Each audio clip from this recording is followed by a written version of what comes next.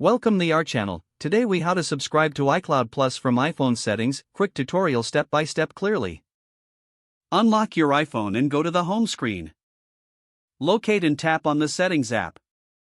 Scroll down and find your Apple ID at the top of the menu.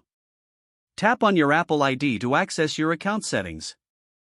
In the Apple ID menu, select iCloud. In the iCloud settings, tap on Manage Storage or iCloud Plus if available. You will see your current iCloud storage details. Tap on Upgrade or Change Storage Plan. Review the available iCloud Plus plans displayed on the screen. Select the plan that suits your needs by tapping on it. You will see a summary of the plan details and pricing.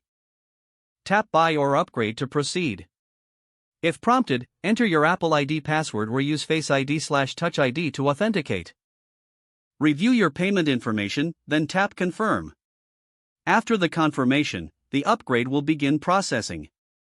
You will receive a notification once your subscription is active. You can now enjoy the benefits of iCloud Plus.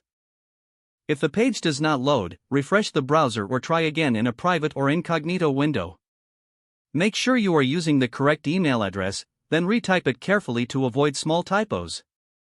If your password is not accepted, use the reset option and create a new strong password you can remember. Check your spam folder for verification or security emails, then complete any requested confirmation steps.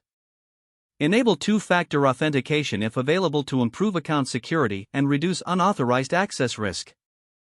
After signing in, review your profile details so your contact information and settings are accurate and current.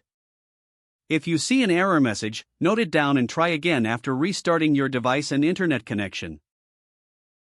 Log out when you finish, especially on shared devices, to keep your account and payment information secure. If the page does not load, refresh the browser or try again in a private or incognito window.